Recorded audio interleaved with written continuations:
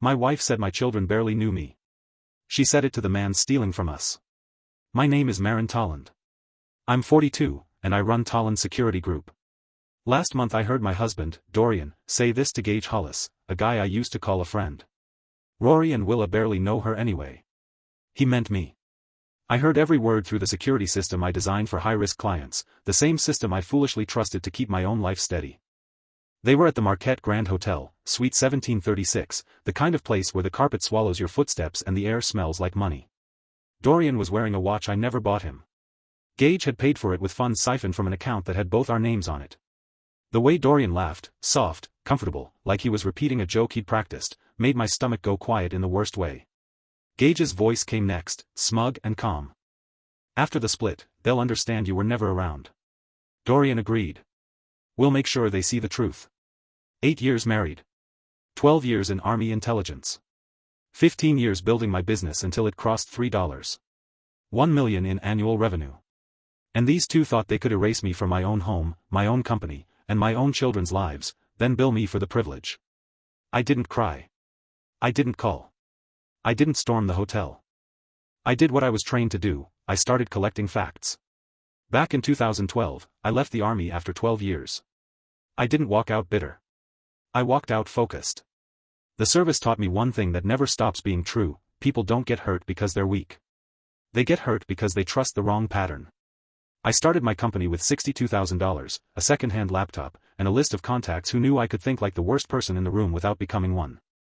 Corporate security consulting, executive protection planning, information risk audits, quiet containment when a company's secrets start leaking. Businesses pay well for someone who notices what everyone else misses.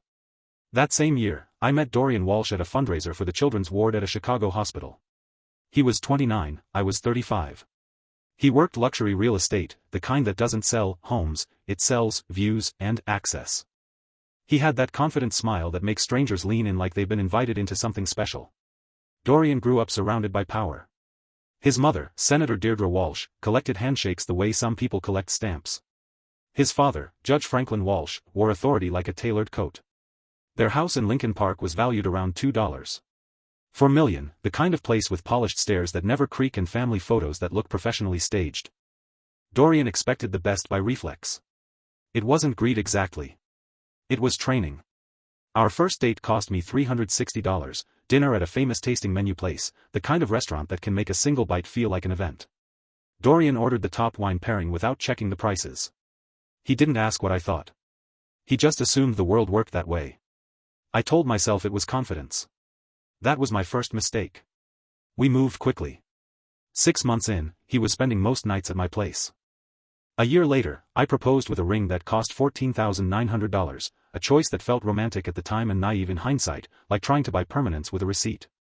The wedding was exactly what Dorian wanted, around 180 guests, downtown ballroom, 7 courses, open bar, the kind of night that looks effortless because someone else paid for all the effort.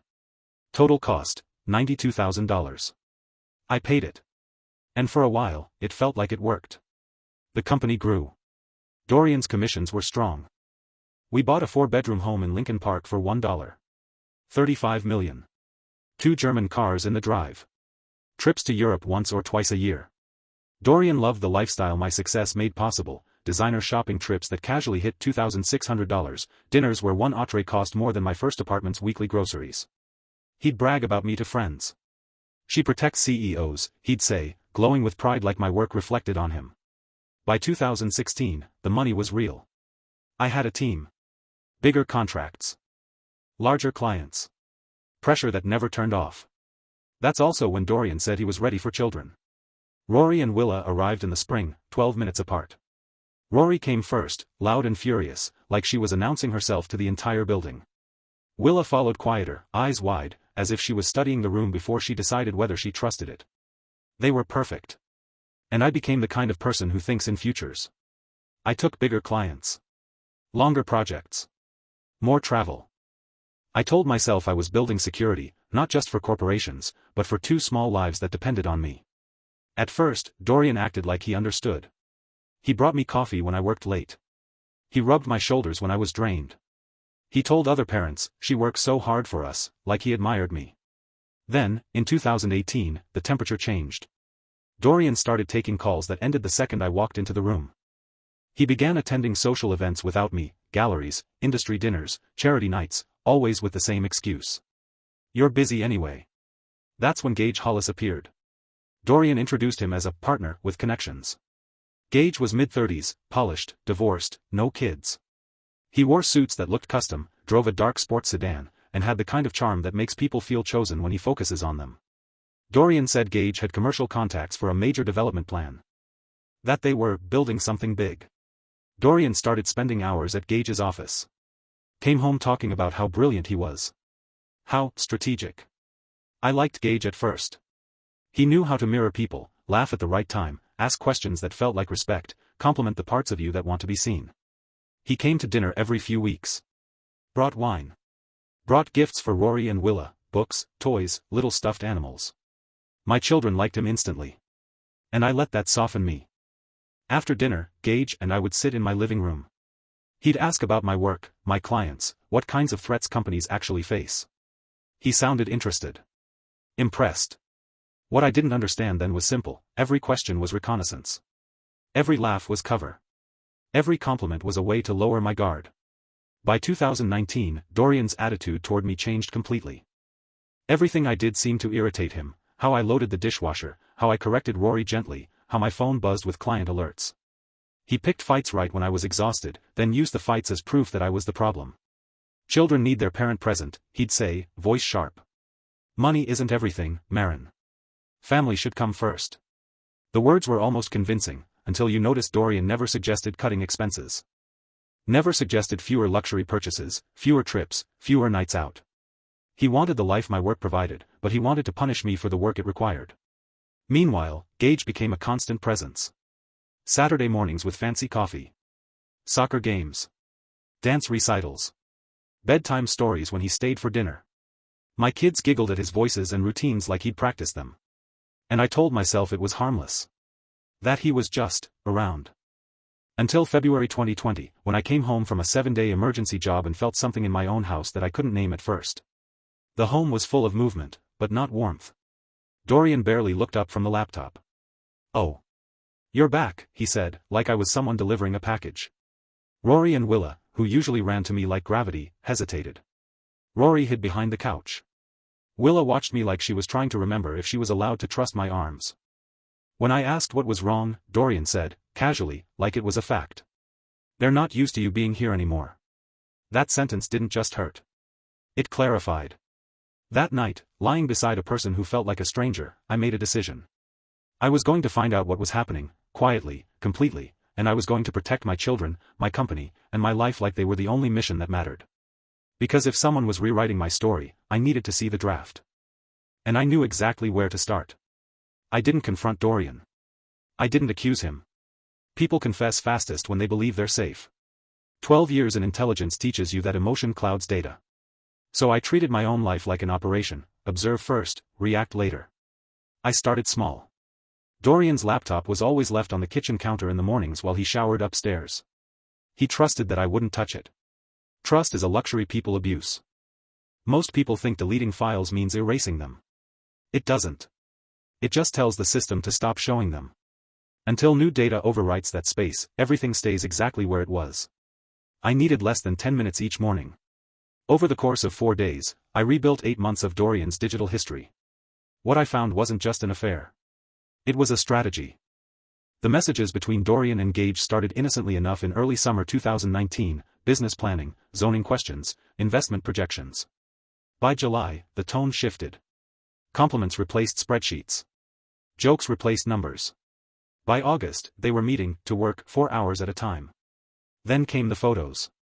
Dorian sent Gage images taken in our bedroom. Clothes I had bought. Jewelry I had paid for. Smiles meant for someone else, captured while I was on work trips meant to secure our future. But the photos weren't the worst part. Buried in a folder labeled Personal Drafts was a document that made my chest go cold. A custody outline. It wasn't finalized, but it was detailed. Painfully detailed. Dorian was working with a divorce attorney named Lance Merritt, mapping out a case that painted me as an emotionally absent work addict. The language was careful, almost academic. It suggested my security background made me overly controlling, that my surveillance knowledge created an intimidating home environment. There were notes about how to position my military history as instability.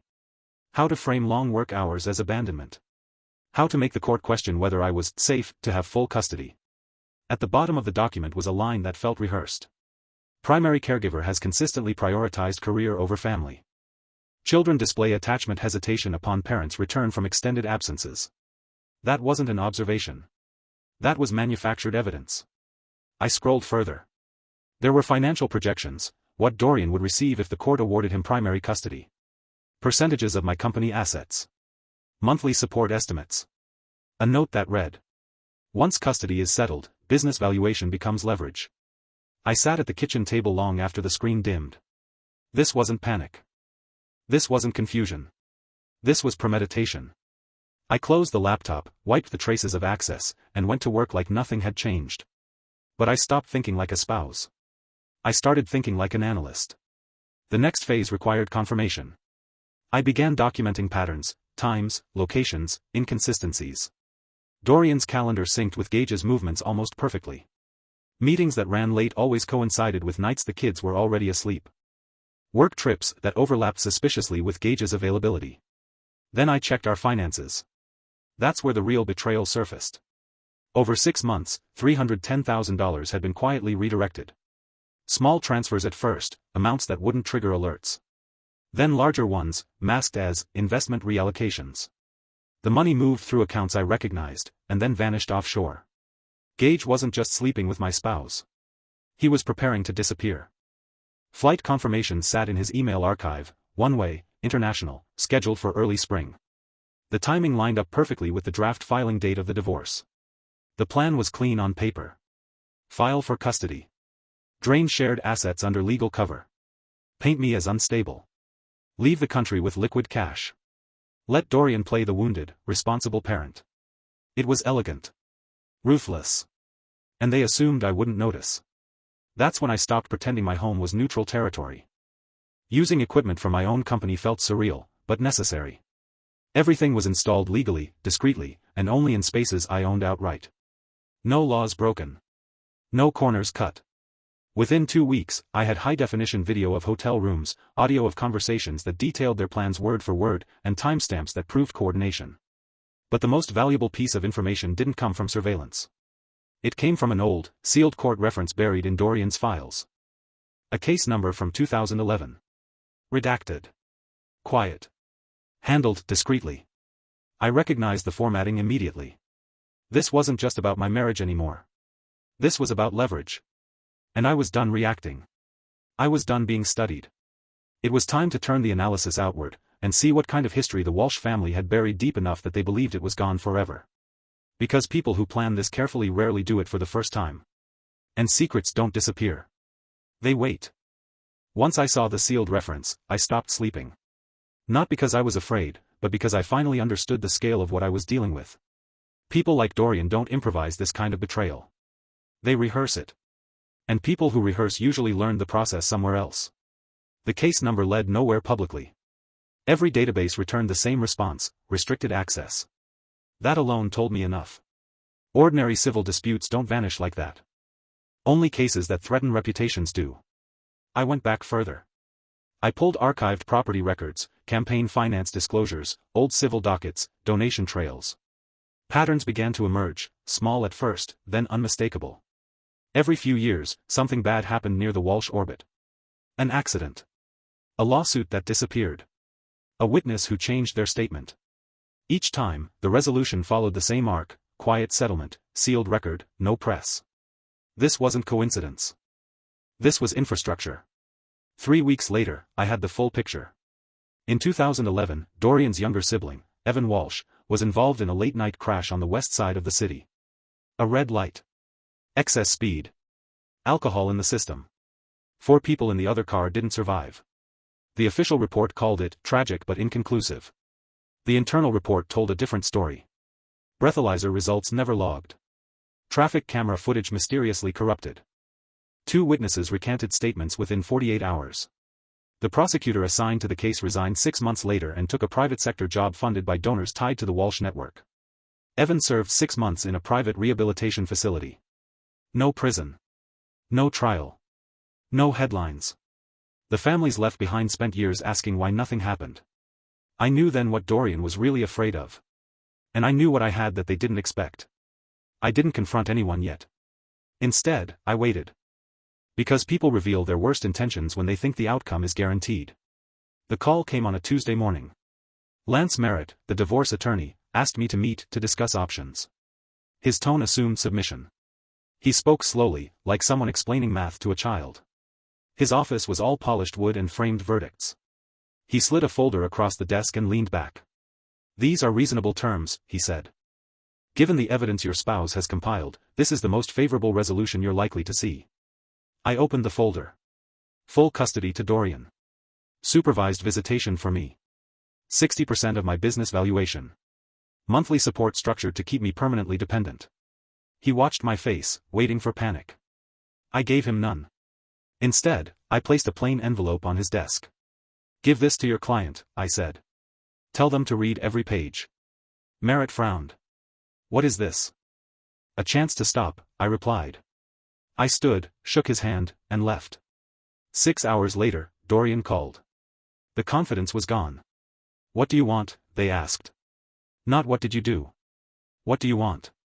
That told me everything. I spoke calmly. No threats. No raised voice.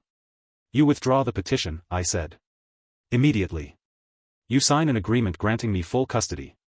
Your accomplice returns every dollar taken. And your family steps away, completely." Silence. Then, barely audible, "You're asking us to destroy ourselves." "You plan to do that to me," I replied. I just finished the math. The second call came from Gage. Angry. Loud. Desperate. He threatened exposure. Lawsuits. Public narratives. I gave him dates, account numbers, flight details. The line went dead. By morning, he was gone. Took what he could and ran. That was his mistake. Because running leaves a trail. Within hours, federal contacts froze his accounts. His name hit international systems before his plane landed. He never reached the country he thought would protect him. Dorian called again. This time, crying. I didn't comfort them. I ended the call. The final conversation came from the highest level. A calm voice. Controlled. Used to authority. They asked what it would take for this to disappear. I answered with one word. Truth. And for the first time since this began, I heard fear on the other end. Because truth doesn't negotiate. And once it's released, no one controls where it lands. The war was over. All that remained was the reckoning. The reckoning didn't arrive with sirens or headlines. It came quietly, the way real consequences usually do. 2 days after Gage vanished, the paperwork arrived. Not emails. Not threats. Certified documents. Overnight delivery. No drama. The divorce petition was withdrawn in full. No conditions. No revisions. No counterarguments. Attached was a second envelope, thicker, heavier. Inside were notarized agreements transferring full legal and physical custody to me. No supervised visits. No leverage clauses. No hidden traps. Just clean, unmistakable language written by someone who suddenly understood that pushing further would be fatal. I read every line 3 times. Then I sat at the kitchen table for a long time, staring at nothing. Because winning didn't feel like triumph. It felt like grief finally ending. Dorian didn't come home. They moved out the same night Gage ran. I didn't stop them. I didn't help. I didn't argue. I just stood in the doorway while boxes were loaded, watching someone I once trusted dismantle their own life in silence. They tried once, just once, to say something meaningful. I never thought it would go this far. I answered honestly. It went exactly where you pushed it. They left without another word. The fallout spread faster than I expected. The sealed case didn't stay sealed. Once the first inquiry opened, others followed. Old records resurfaced. Witnesses recontacted. Financial trails re-examined with modern tools that didn't exist when the original cover-up happened. Truth has patience. It waits until the right hands find it. Within weeks, names that once commanded rooms stopped being spoken aloud. Invitations dried up. Phone calls went unanswered. Quiet resignations were announced for personal reasons. Everyone pretended not to notice. But they noticed. The hardest part wasn't the legal aftermath. It was the kids. They asked questions. Not accusations. Not anger. Just confusion. Why doesn't Dorian live here anymore? Why are people whispering? Why do things feel different? I didn't lie. I didn't overshare. I told them the truth in pieces small enough to carry. Sometimes adults make choices that hurt people.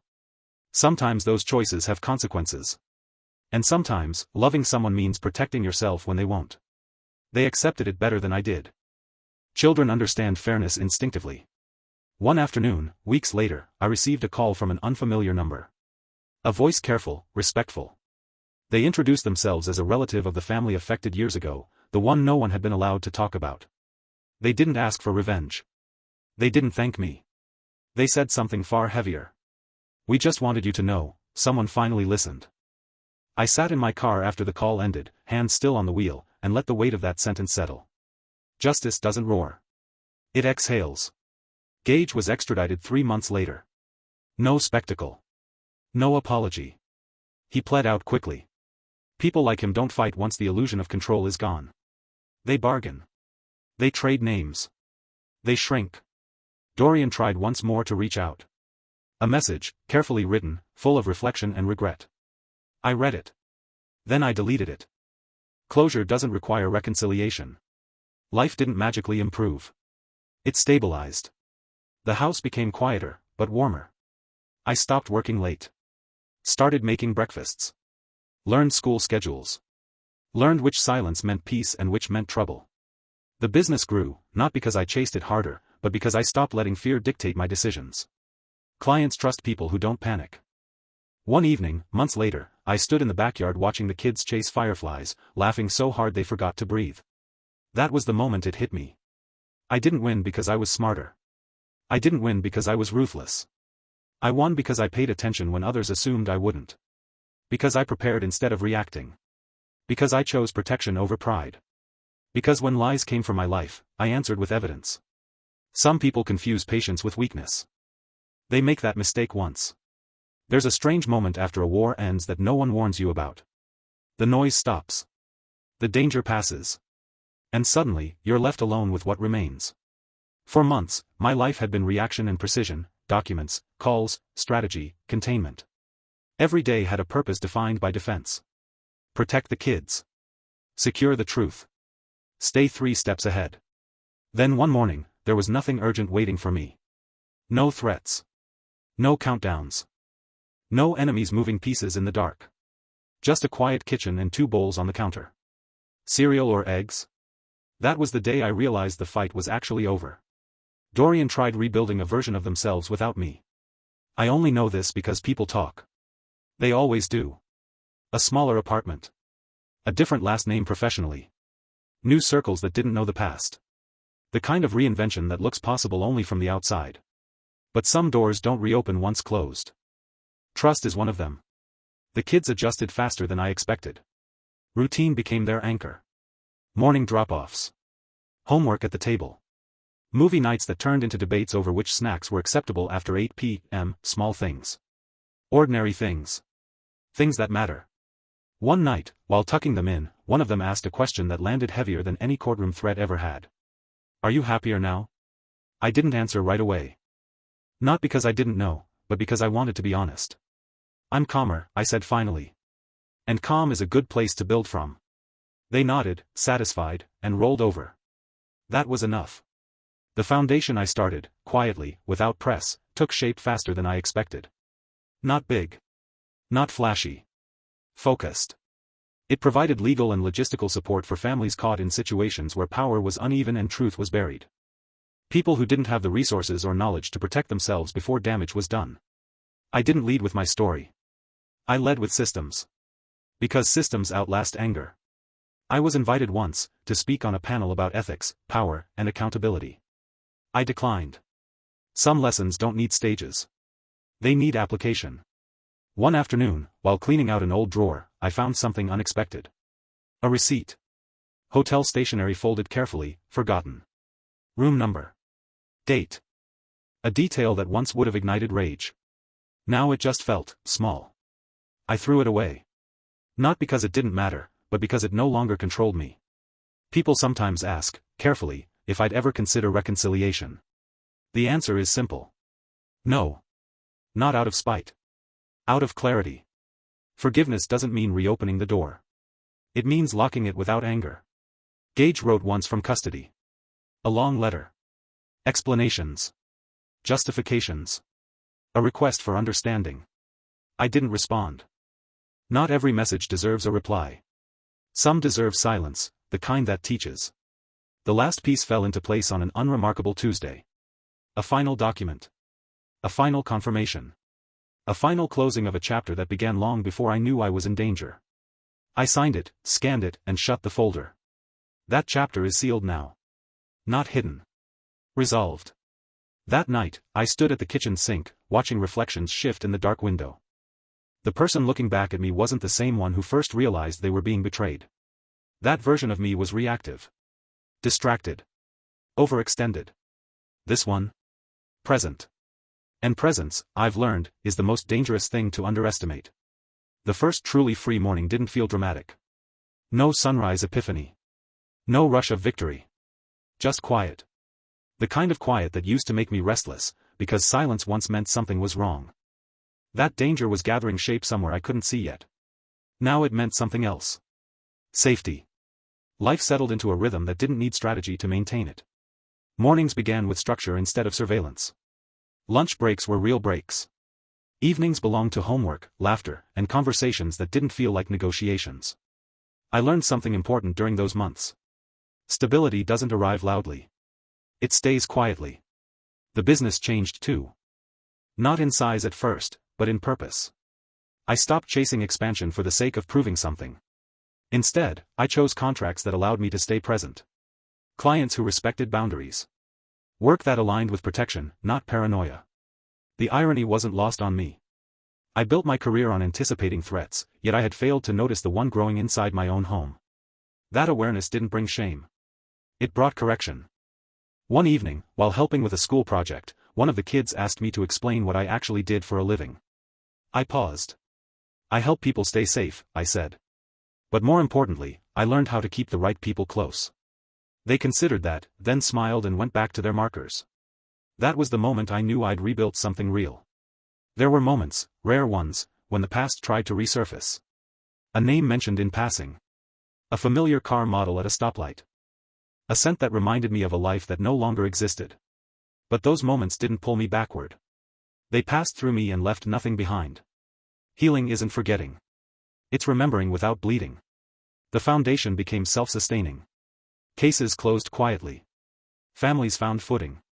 Systems held. I didn't need credit. Results were enough. On the anniversary of the day everything collapsed, I took the kids somewhere simple. A park. Sandwiches. No phones. We sat on a bench watching the world move without urgency. One of them leaned against my shoulder and said, half asleep, "I like it when things are normal." I smiled. So do I. People often misunderstand justice.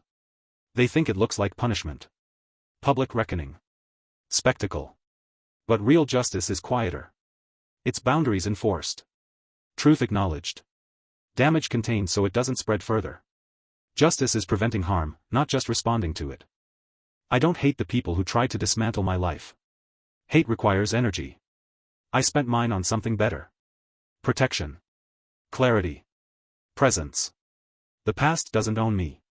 It informs me. And that difference is everything. The house is full now, not with noise, but with meaning. The work continues, not with fear, but with intention. And the future? The future isn't something I need to monitor anymore. I'm finally living in it. Thank you for watching the video. Like it if you watched the video to the end and don't forget to subscribe. Have a nice day.